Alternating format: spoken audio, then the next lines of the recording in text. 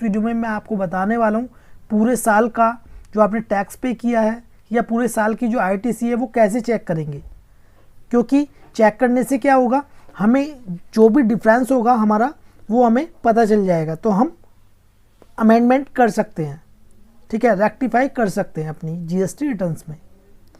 तो गाइस जैसे मान लीजिए आपका टैक्स पे किया है आपने, ठीक है, पूरे साल का मंथ वाइज या क्वार्टरली वाइज, ठीक है, तो आपने जो टैक्स पे किया है जीएसटीआर 1 के अकॉर्डिंग वो कितना है या 3B के अकॉर्डिंग वो कितना है, ठीक है। ऐसे ही आईटीसी हमारी जीएसटीआर 2B में कितनी थी और आपने 3B में कितनी क्लेम करी, ठीक है, कहीं पर डिफरेंस तो नहीं है, यदि डिफरेंस है तो उसे रेक्टिफाई कर सकते हैं। तो गाइस ये वीडियो बहुत ज़्यादा इंपॉर्टेंट होने वाली, बने रही इस वीडियो के साथ। यदि अभी तक आपने मेरा यूट्यूब चैनल सब्सक्राइब नहीं किया है तो कर लीजिए ऐसी बेनिफिशियल वीडियोज़ के लिए। तो गाइस यदि आप हमारे एक्सपर्ट से अपनी जीएसटी रिटर्न फाइलिंग कराना चाहते हैं तो दिए हुए व्हाट्सअप नंबर पर कॉन्टैक्ट कर सकते हैं। तो गाइस चलते हैं और वीडियो को स्टार्ट करते हैं। तो इसके लिए आपको सबसे पहले लॉगिन करना है। जैसे ही आप लॉगिन कर लेंगे, लॉगिन करने के बाद सर्विसेज पर जाएंगे, सर्विसेज पर जाने के बाद आपको जाना है रिटर्न्स पर, ठीक है। जैसे ही आप रिटर्न्स पर जाएंगे, रिटर्न्स पर जाने के बाद tax liability and ITC comparison, ठीक है, तो इस पे आपको क्लिक करना है और जिस भी फाइनेंशियल ईयर का आप चेक करना चाहते हैं पूरे साल का टैक्स लायबिलिटी या आईटीसी, ठीक है, वो आपको सिलेक्ट करना है। जैसे कि हमारा जीएसटी रजिस्ट्रेशन है ये हमारा 25 में ही स्टार्ट हुआ था, ठीक है, इसलिए बैक ईयर्स का फाइनेंशियल ईयर यहाँ पर शो नहीं हो रहा है। आपके केस में आप जिस भी फाइनेंशियल ईयर की जीएसटी आपने जो पे किया है टैक्स लायबिलिटी या आईटीसी चेक करना चाहते हैं तो सिलेक्ट कर सकते हैं वही फाइनेंशियल ईयर। सर्च पर क्लिक करेंगे। अब देखिए यहाँ पर है सबसे पहले difference in liability declared and paid, ठीक है। अब इसमें है tax liability as per the GSTR 1, GSTR 1A, GSTR 2B, 2A and paid as per GSTR 3B, ठीक है। तो हमारी इसमें लायबिलिटी एज पर जीएसटीआर 1, ठीक है, तो जो हमने टैक्स पे किया है, हमारा जो जीएसटी रजिस्ट्रेशन था वो था जुलाई से, जो हमने जीएसटी की रिटर्न फाइल की है वो की है जुलाई से, जुलाई में हमने नील फाइल कर दी।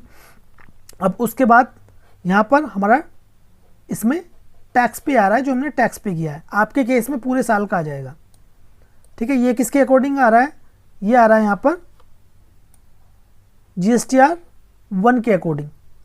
अब liability paid as per GSTR 3B, तो 3B के अकॉर्डिंग हमारा यहाँ पर आएगा।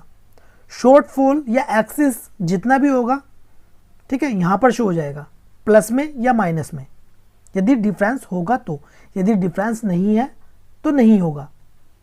अब जैसे मान लीजिए आपका शॉर्टफॉल है, ठीक है, आपने जो टैक्स है वो आपने जीएसटीआर 1 में ज़्यादा किया था, 3B में कम क्लेम किया है, तो जो भी आप उसकी पेमेंट करना चाहते हैं तो पेमेंट भी कर सकते हैं। यहाँ पर जैसे कि दिया हुआ है मेक पेमेंट थ्रू DRC 03, तो एक फॉर्म होता है DRC 03, उससे आप अपना टैक्स पे कर सकते हैं, ठीक है। उसके लिए यहाँ पर कॉलम दिया हुआ है।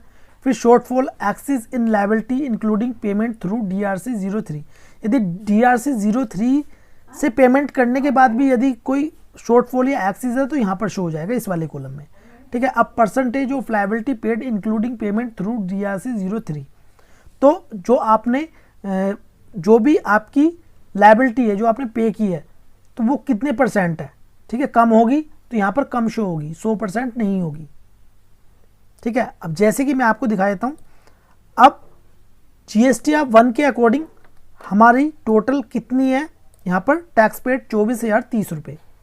अब यदि हम जीएसटीआर 3B के अकॉर्डिंग देखते हैं लायबिलिटी तो हमारी कितनी बनती है 24,030 रुपये, यानी कि कोई भी डिफरेंस नहीं है जीएसटीआर 1 के अकॉर्डिंग भी और जीएसटीआर 3B के अकॉर्डिंग भी। तो अब हमें पता चल गया कि हमने जो जीएसटीआर 1 और 3B में जो अपनी सेल शो की थी, ठीक है, तो वो कहीं भी मिसमैच नहीं है। यदि मिसमैच होता तो हम क्या करते, हम उसे अभी रेक्टिफाई या अमेंडमेंट कर सकते थे, क्योंकि अभी हमारे पास जनवरी 26 से लेकर फरवरी 26 और मार्च 26 यानी कि 3 मंथ की अभी जीएसटी रिटर्न बाकी है, उसमें अमेंडमेंट या रेक्टिफाई कर सकते थे, ठीक है। और यहाँ पर भी हमारा कोई भी शॉर्टफॉल या एक्सेस यहाँ पर शो नहीं हो रहा है। ठीक है, यहाँ पर भी परसेंटेज शो है, यानी कि हमने पूरा टैक्स पे किया है। ठीक है, अब नीचे आते हैं। अब ये है tax liability and ITC summary. तो देखिए यहाँ पर एज पर जीएसटी 1 की लायबिलिटी यहाँ पर आ गई। ठीक है, और 3B के अकॉर्डिंग यहाँ पर आ गई, यानी कि ऊपर वाला जो हमने चेक किया था उसमें तो थी, तो अलग से भी इन्होंने टैक्स लायबिलिटी यहाँ पर शो कर दी। ठीक है, वो ऑलरेडी हम चेक कर चुके हैं, तो हमें चेक करने की आवश्यकता नहीं है। शॉर्टफॉल भी हमारा कुछ नहीं रहेगा टैक्स लायबिलिटी में। लेकिन यदि हम बात करें ITC claim in GSTR 3B, ठीक है, तो हमने जीएसटीआर 3B के अकॉर्डिंग जो क्लेम किया है एक्सक्लूडिंग आईटीसी रिवर्सल, यानी कि जो हमने रिवर्स किया आईटीसी उसको छोड़कर, और जीएसटीआर 2B के अकॉर्डिंग। तो यदि हम बात करें एज पर जीएसटीआर 3B में जो हमने आईटीसी क्लेम की थी वो हमारा इस कॉलम में है, और एज पर जीएसटीआर 2B इस कॉलम में है। शॉर्टफॉल हमारा इसमें आ जाएगा। तो एक बार हम इसमें देख लेते हैं, नीचे आके जीएसटीआर 3B में कितनी की हमने 79,687.74। ठीक है, दोनों ही हमारी मैच है, जीएसटीआर 3B के अकॉर्डिंग भी और जीएसटीआर 2B के अकॉर्डिंग भी, यानी कि हमारा इसमें भी कोई शॉर्टफॉल नहीं है। ठीक है, अब नीचे आएंगे। अब इसमें दिया हुआ है tax liability other than export reverse charge. ठीक है, तो इस पर हम क्लिक करेंगे तो इसमें भी हमारा जो टैक्स लायबिलिटी थी, ठीक है, वो यहाँ पर शो हो रही है। तो ऑलरेडी हम इसको चेक कर चुके हैं। ठीक है, रिवर्स चार्ज वाली भी इसमें शो हो जाती है। अब tax liability due to reverse charge, इस पर क्लिक करेंगे।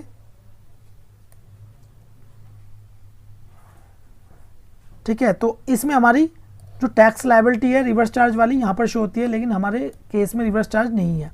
अब नीचे आएंगे tax liability due to export and SEZ supplies. ठीक है, कोई ऐसी टैक्स लायबिलिटी है जो कि एक्सपोर्ट है, ठीक है, एक्सपोर्ट करते हैं या SEZ सप्लाई होती है, वो यहाँ पर शो होती है। ठीक है, सब कुछ दिया हुआ है, आप इसमें चेक कर सकते हैं। अब इसके बाद input tax credit claimed and due other than import of goods. ठीक है, जो इंपोर्ट करते हैं गुड्स को उसको छोड़कर। ठीक है, तो इन आईटीसी क्लेम्ड, तो इस वाले में शो होगी हमारी।